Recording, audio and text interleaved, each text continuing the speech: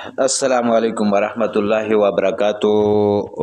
مسلمانانو ورونو تاسو بخیر او الله دې تاسو ښه د آباد ساتي. الله دې د هرې بیماری او مشکلاتو نه د هرې پریشانۍ نه دې الله مونږ او تاسو ټول محفوظ وساتي. د دې لپاره زه اکثر ملګري داسې چې هغوی شکایتونه د بیماریو کې او دا بیماری داسې یو ډیره زیاته مشکل هم ده.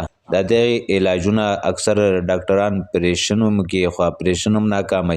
د دغه بیماری دپاره چې هغې ته بواسیر ویل کېږي او دا بیماری ډیره عامه ده. اکثر نوجوانانو باندې مې نارینه او زنانه ټولو باندې او هغوی د ډیر د حیا د وجې نه چاته د دې بیماری غږ هم نشي کولی. په سختو ستونزو سره مبتلا یې د هغې سره مخامخ یي.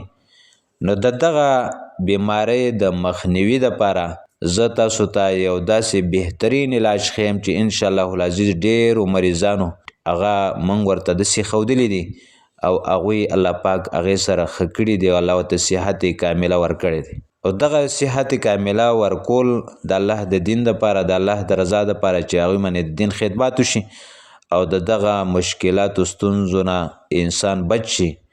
نو هغه زه تاسو ته ښیم خو چې ستاسو هم څومره کوشش کېږي د الله د رضا دپاره هغه که وروڼه خویندې نو دا تاسو مخې ته هم ملګرو ته شیر کوئ چې هغوی هم په دې باندې عمل کوي او انشاءالله العزیز چې هم په دغه طریقه دې عمل وکړو نو بیا ویې ګوره چې کار کېږي یا نه کېږي.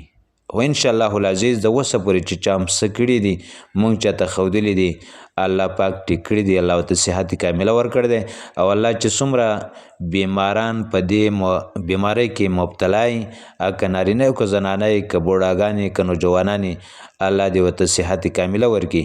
الله دې زمونږ او ستاسو د نوجواني زمونږ او ستاسو د زندګي الله دې په خپل عبادت باندې ولګوي. الله دې د بېدینۍ نه محفوظ وساتي. د دغه بیماری دپاره د ریخمو د مومو یو کپړه به راوالي او هغه کپړه کې به دا دعا ولیکي بسم الله الرحمن الرحیم یا رحیم کل صریخ و مکروب یا رحیم وصلی الله علی خیر خلقه محمد و آله و اصحابه اجمعین. دا تا به ولیکي دا وظیفه بسم الله الرحمن الرحیم یا رحیم کل صریخ و مکروب یا رحیم وصلی الله علی خیر خلقه محمد و آله و اصحابه اجمعین.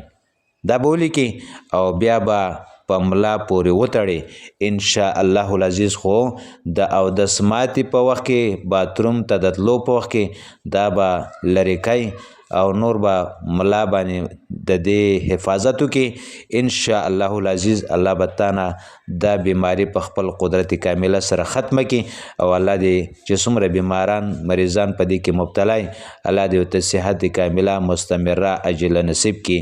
آمین.